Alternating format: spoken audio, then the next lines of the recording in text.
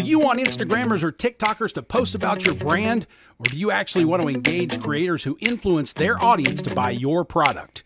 If you're in the latter of those two, you've come to the right place. Welcome to Winfluence, the Influence Marketing Podcast.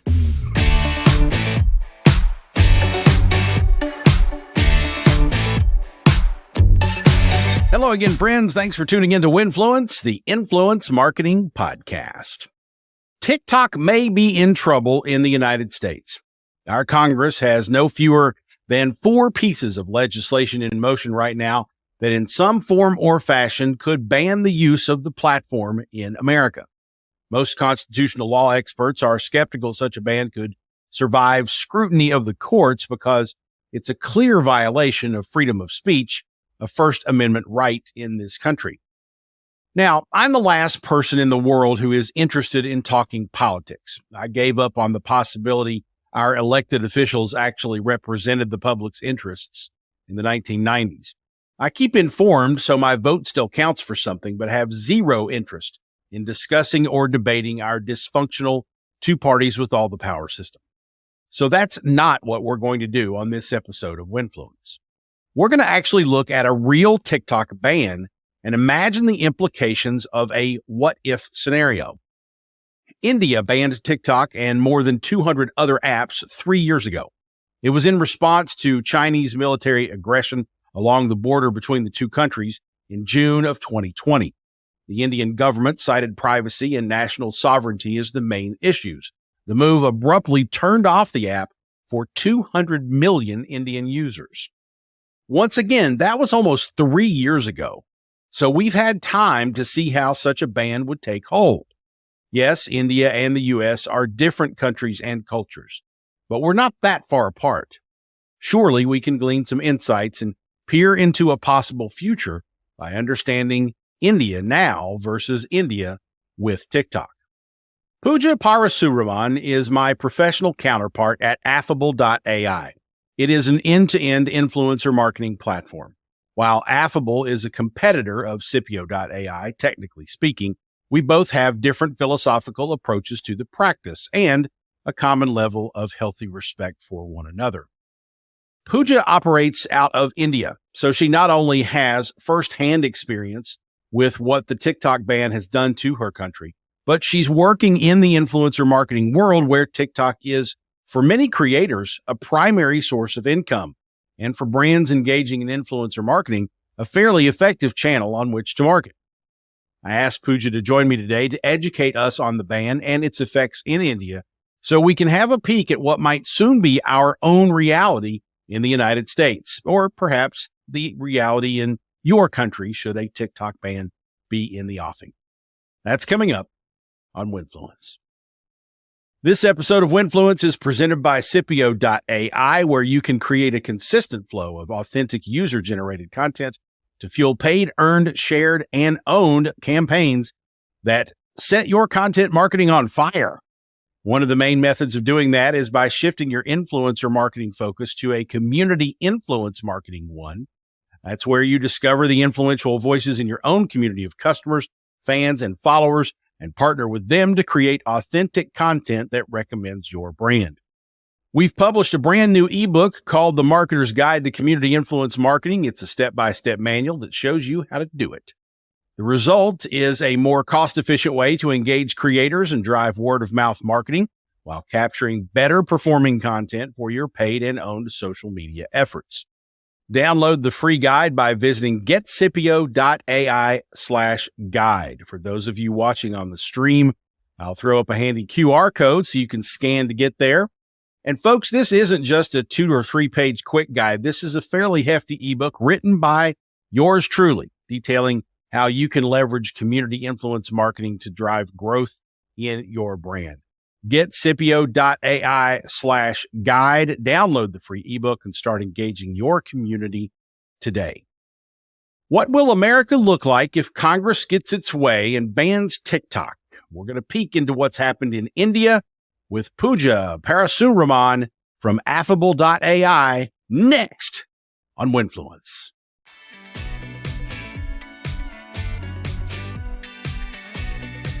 Pooja, thank you for taking the time to chat with me today. Obviously, the conversation is happening before any legislation in America has been passed or voted upon. So we're really talking in hypothetical terms about the U.S., but we're not talking in hypotheticals when we refer to India. Give us a little bit of the background as to why, when, and such the Indian government banned TikTok. I think it's been almost 3 years now. Yep. Thank you for having me, Jason. And you're absolutely right. I think, there was a TikTok ban in India, and this was way back in 2020, right? And it came as a massive shock to the industry as well. And rightly, like you said, I mean, TikTok had gained so much popularity in India, and we had close to about 200 million active users, monthly, with India being one of the largest South Asia markets for the platform. So for all obvious reasons, yes, it was a massive shock. But there were some underlying tones and notes, exactly like how it is now in the US as well, to a possible ban, and, that this could happen. And there probably needs to be a risk mitigator as well, right? But I think given that it was one of the first of its kind back then in 2020, because of geopolitical reasons as well, which we'll not get into, but, because this was back in 2020 and it was first of its kind, I think people didn't really take it as seriously till it actually happened. So I think it did kind of change the social media landscape, the influencer landscape a lot, and impact the space a lot, is what I would say. I think what TikTok did bring to India, though, which set the scene, was, it came with not just the easiest way to produce content, but I think it also came with about 15 regional languages. And for a country like India, that's, massive add-on as well, right? And you had people from rural, urban, suburban, it was a massive talent boom that India saw, for what I could say, right? Be it singing or dancing or makeup artists and designers. I don't think we'd ever seen anything like that before. So for what it was worth, I think it really set the scene for India. But at the same time, I think it impacted the creators the most at that point. Yeah, I've been to India once before, and the one thing that I noticed and learned in talking to a lot of people there was, compared to America, the difference between urban living in India and rural living in India is vastly, there's a wider gap there than there is in the US. And so having an application like TikTok come in and really connect and empower people in rural communities, which are far more rural in reality than Americans probably think of when they think of rural, just because of the differences in the countries and cultures. To have that taken away is probably devastating. So, while the U.S. and China don't share a border and military maneuvering is not likely going to surface in America's issues, at least we all hope not, the reasoning behind the ban seems to be very similar to the reasons that the U.S. Congress people are pushing for, right? Privacy concerns, Indian sovereignty. They don't want the Chinese Communist Party influencing or impacting popular opinion or issues in the country. Is that about right? Is that kind of why it all happened? That as well. And like I said, it did happen primarily, like you said, for those geopolitical reasons, that it began with. And with that, obviously about 59 odd Chinese apps also got taken down. It wasn't just TikTok as well. So there was that obvious concern about security. There was the obvious concern about data leak, and what intelligence is truly going to Chinese apps as well. But I think over and above all of that, there was the whole political issues as well, which was underplay. All right, take us back to the time of the ban. You kind of made reference to this earlier, but when people there were first hearing that this might be happening or this, could happen, how did the general public react? What kind of uproar did it cause, or did it cause one at all? So I think that's the thing, right? I think people were just being overly optimistic about the situation as well. They were assuming that these are ongoing concerns and, they may reel it back and, things may not really go down the way it did. So like I said, given that it was the first of its kind, in such a scenario as well, I think people were not mitigating the risk as much as you would think they should be. People were still creating content and building their profiles on TikTok. Brands were still connecting with creators on TikTok. So I don't think people understood the impact of it as much yet, and even when it did happen, I think people took a beat for about a week or so to actually, think of whether it's going to come back, because they thought that they would reinstate and they would actually bring it back as well. So I think people were just very optimistic, to be honest, at that point. But yeah, no one really saw it coming as hard as it did. Well, and also too, and maybe this is just, me projecting some, poor math skills here, but I know there were 200 million Indian users of TikTok at the time, but India has well over 1.4 billion people. So we're also not talking about a platform that was as ubiquitous as, say, Facebook is in America. So I would think that if there was outrage or if there were anybody really upset, it may have been less than what maybe we might have anticipated. Is that fair? Yeah, it's fair to say. Like I said, I think the people that were most affected were the, people who boomed with their talent and who actually saw that they could monetize with their talent as well at that point. There are a lot of creators at that point, or budding creators, I would say, at that point, who would either quit their full-time jobs or were actually doing this as part-time to actually, make money out of it. So I think it was more of an impact there. And the way I would look at it as well is, if it happened now in India instead of 2020, I'm sure the impact and uproar would have been much higher. But, I think we were just starting out. People were just learning the ropes of these things and understanding what this could really be. And so you're right. It probably wasn't as loud a cry as what we're seeing today, Right. For sure. So in my mind, for the American audience, and I'm assuming this is probably somewhat similar to those in India, although not exactly, because there's also as we mentioned, there's geopolitical reasons that this happened, and that kind of changes the context a little bit. But in my mind, the big objections that people would have to such a ban are that first of all, in America, it violates freedom of speech, which is a protected right in our Constitution. There are thousands of people, though, who earn all or a good portion of their living as content creators on TikTok. So you're stripping away that audience's ability to earn money, and it's significant enough in the amount of people that it affects. It may have economic implications. Now, U.S. law can still govern how a foreign company operates in the U.S., so regulation is feasible. Not to mention, absolutely none of the concerns that Congress has about TikTok in the U.S. are not also present in Instagram, Facebook, Twitter, except for the fact that it's a Chinese company and subject to the wishes and will of the Chinese government. Now, in my mind, at least here in America, a lot of this is about the fear of communist propaganda or control of the impacts on U.S. popular opinion, which can impact elections and things like that. And a big part of me thinks this is all just paranoia. I wonder if people in India see the ban there similarly. Is it a communist paranoia thing, or does the military stuff have more of an impact on how everybody sort of, accepts that this is happening? So I think in India, the way they saw it, I would say is less of, paranoia, because I think, the government plays a very, very big role here as well. And I think there were some very, serious concerns around more than just the data leak or the security issues or, who owns what data or who's seeing what content, right? Like I said, it was quite political in nature as well. So I think people did take it quite seriously, and, it wasn't seen so much as a paranoia in the sense that it's going to come and go away and people are probably scaring us at this point to put some checks in place. I think they did see valid concerns for it to actually happen in reality as well. Very good. Well, we've been talking about India's reaction to the TikTok ban when it happened almost 3 years ago. When we come back after the break, we're going to ask Pooja to take us through what effect the ban had on creators, users, and India as a whole. And you might be surprised what you'll hear. We're talking to Pooja ParasuRaman from Affable.ai. Don't go away.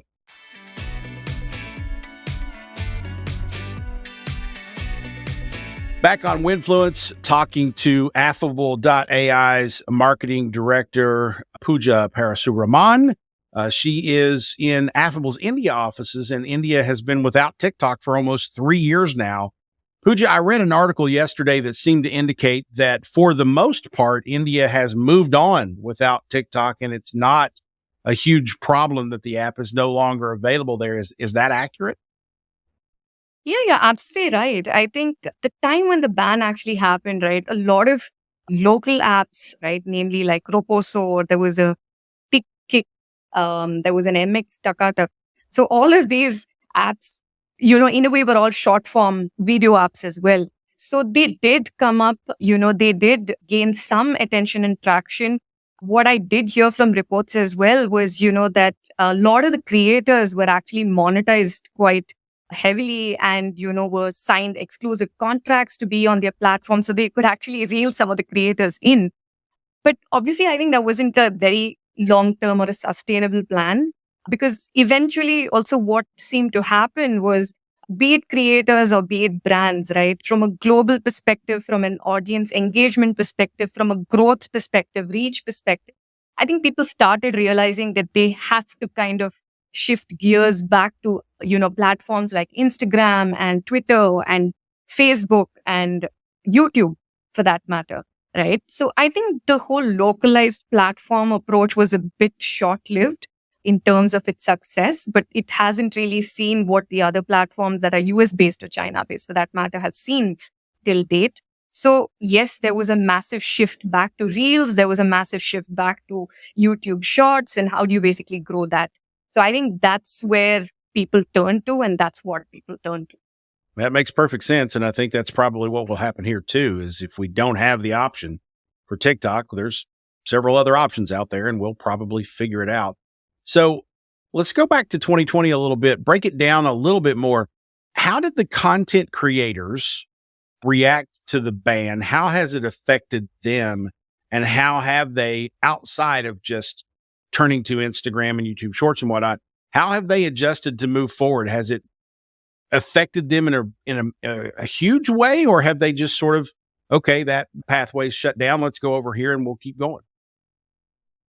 Yeah, absolutely right, Jason. I think that's the way they kind of saw it over a point as well. Like I said, I think initially it was a shock. Initially, they did take it as, is it going to be something that, they just scare us with, like you said, or create that kind of sense of ban for now and then comes back in about 2 to 3 weeks. So I think for about a few weeks, people didn't really know which way out and what's next. Like I said, I think the people most impacted were people like your creators and your small businesses who really took to TikTok to actually make, their profile bigger or engage much more or get more business out of it. Right. And I think the way creators also started seeing it, and, these are some reports that I read as well, right, is where some of them actually went back to their day jobs because they're like, okay, I'm done now. And the profile that I've created, the amount of followers that I've amassed is all gone. So now do I just go back to my day job? Some of them actually quit and became entrepreneurs, right? And now obviously people have started going back to, like we said, right, Instagram and YouTube. So I think people just found a way out, right? I don't think it impacted them so severely in the long run. I think it was that momentary shock of, oh my God, I've created such a massive following. I put in so much effort and time into it. And, I've just got to do that from scratch now. What about brands? How have the brands reacted to a big marketing channel being wiped out almost overnight? Yep. So I think that's the similar route that I think brands also took, right? There were a lot of brands that I heard of where, who are part of agencies as well, where they had actually signed up a few contracts on TikTok even after that ban, and they had to basically either cut down on the contracts or change up plans and change up strategies. But I think the way it impacted them as well is obviously as a brand, the way you look at platforms, you look at messaging differently on different platforms, you look at approaches differently on different platforms. So I think in a way, it just totally changed the way they approached their strategy. So they had to cut down on whatever they had approached as a TikTok strategy at that point, But I think for them as well, if they are collaborating with creators, if they are collaborating with influencers or celebrities, obviously, I think they also need to kind of help them build their audience and build their space where they are, right? And I mean, I wouldn't discount the fact that brands do have some amount of money to basically push to get the followers and build that engagement versus a creator who's just starting out, who has to start from scratch, right? So I think brands did kind of just adapt eventually. But yeah, they had to kind of take a hard look at how they approach content as well. Sure. So if you were advising an American company and a TikTok ban was imminent here, which it may be, we don't know that for sure, but what would you tell a brand to do to move through a ban and continue to thrive? And what would you tell a creator? So I think, again, right, I think TikTok just sometimes becomes the obvious choice for every consumer marketer and even a B2B marketer these days, for instance, because of the way the platform is, the way you can produce content on it, the way how original and authentic at some level it seems, because it's less productionized in a way compared to other platforms, right? But I think, thinking about just a single platform approach is a very naive concept in this day and age. I think the point of how do you build a content strategy that suits different formats, that suits different platforms is definitely something to look forward to. So basing your bets on one platform is obviously a massive learning that comes from the Indian context as well. And I think just generally from a marketing context as well, right? Don't put all your eggs in one basket, as we anyway say. I think having said that, the whole short form content of, short videos is here to stay. We have been speaking to a few industry leaders as well. And I think all of them talk about how, short form videos is something that is continuing to gain its traction that it is. So obviously your reels or your spotlight or your shorts is not going to go away. And you do have further channels to actually expand that into. Having said that, there are aspects of live streaming, there are aspects of creating experiences that places like Instagram offer. And I don't think we're making enough use of. It's less of an omni-channel strategy, but more of an omni-experience strategy in a way, if you will. So I think it's just about looking at your overall brand strategy and what you would do for it. And at the same time, and I think we've spoken about this before as well, Jason, and since you also come from a community perspective, right? How do you build your community of followers, right? How do you build your community of customers that will actually follow you regardless of which platform you go to? They consume content because they like certain profiles there, they like certain people there or brands there. So how do you build that? How do you grow that? Right. And I think one other critical factor which we tend to avoid is what the whole leadership branding part plays to it. End of the day, people follow people. And I mean, personally, that's how I am as well. If I follow a brand, it's maybe because of the quirky content as a marketer that I follow them just to learn how they create content, right? But I would rather follow a leader in that brand or that agency or that company because he or she or they are leaders, right? And their opinion kind of matters to me. So I think one of the critical aspects to this brand strategy approach as well is how do you also build your leadership branding on multiple channels? So I think that would be my high level take for the brands, looking at a data driven approach as well in terms of which channel is critical for your audience and why you should be on that particular channel. I absolutely love the building community part of it. That's certainly right up my alley. But you're right. When you invest in building a true brand community where you're engaged with your customers, your fans, your followers, the channel isn't really the linchpin of things anymore. It's the relationship that is, and that can take place across channels. So good stuff. Pooja, do you think India will ever allow TikTok back in, or what circumstances would have to change for the government there to relax that restriction? I highly doubt it. I think this has been discussed over and over again. But yeah, it doesn't look like it's going to make a comeback for sure. Oh, wow. Well, it's interesting. I'm optimistic, I think, more now talking to you than I was before that we could survive something like that in America, because it sounds like, like Indian people typically are, super resilient, and they just find a different or a better way to do things when obstacles are put in front of them. And that's probably not uncommon to apply to the American folks as well. So we'll see how that works out. Hopefully we don't have to deal with the ban, but if we do, I feel a little bit more optimistic about it. While I have you here, Pooja, let's talk a little bit and tell folks a little bit about Affable. I know you're an end-to-end influencer solution, but there's a lot of those out there. So what makes Affable.ai different? Yeah. So we are a platform. Actually, it's an end-to-end influencer marketing platform. The point is we actually offer about 4 different modules to it. I think our biggest and our most sought after is obviously our influencer discovery. And I think what makes this the way it is exactly going back to the data-driven approach that we talked about is how can you actually get down to which platform your audience is on and which creators actually make sense to your audience by drilling down into each of the platform and creators' data as well, right? This goes into aspects of what geographies their followers are present in, what genders their followers are, how many suspicious followers they have for that matter, right? And I think the interesting thing is these days, because everybody is collaborating with a creator, it also calls out how many brand collaborations each of those influencers has and what brands do they typically work with. So that way you weed out your competitors' influencers as well. So obviously you have your discovery and then it kind of moves into how do you manage your CRM of influencers, right? And recently we actually launched something which is called Community in a Way. But I think what we typically do with that feature is accept and streamline and automate the way how brands accept inbound influencer requests.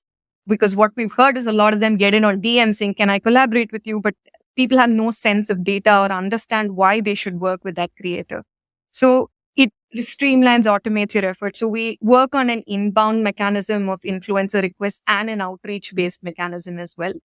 And obviously, then you get to run your campaigns on the same system and get your reports as well on the same system. So in a way, an end-to-end system that you don't have to kind of get out of.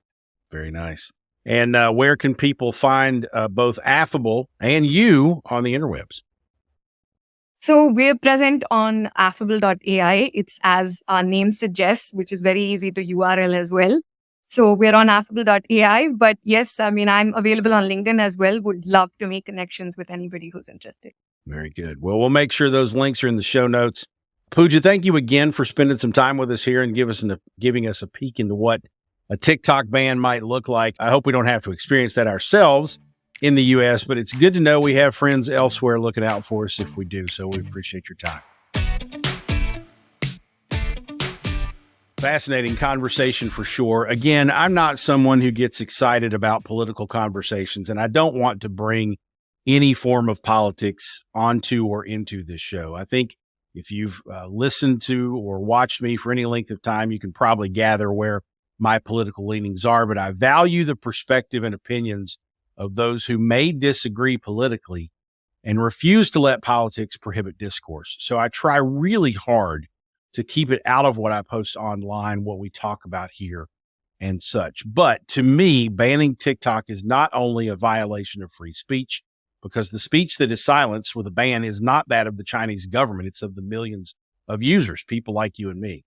There's no substantial proof or evidence the Chinese government is manipulating the company or the app it produces. And Congress can set up regulations to mitigate those concerns. And on top of that, the CEO of TikTok testified to Congress and even suggested setting TikTok up completely in the U.S. with U.S. servers and executives and oversight. I just think Congress is participating in another McCarthy-esque communist witch hunt.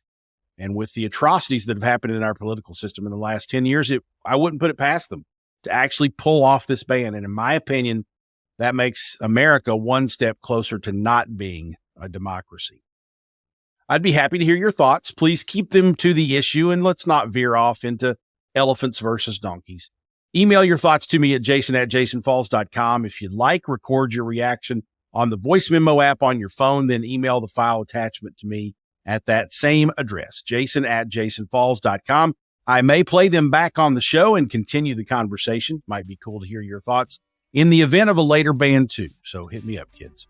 Regardless of political lean or passion, I do hope you're enjoying Winfluence. If you are, why not share it with someone you know who might as well? Send them to winfluencepod.com or share a link to this episode on your social network of choice. Of course, you can now watch the show every Monday morning at 11 a.m. Eastern, 8 a.m. Pacific time on Facebook, LinkedIn, YouTube, and Twitter. Just find me there. I'm Jason Falls, everyone. If you have a moment, drop Winfluence a rating or review on your favorite podcast app. We are on all of them. Winfluence is a production of Falls and Partners and presented by CIPIO.ai. The technical production is by MPN Studios. Winfluence airs along MPN, the Marketing Podcast Network. Thanks for listening, folks. Let's talk again soon on Winfluence.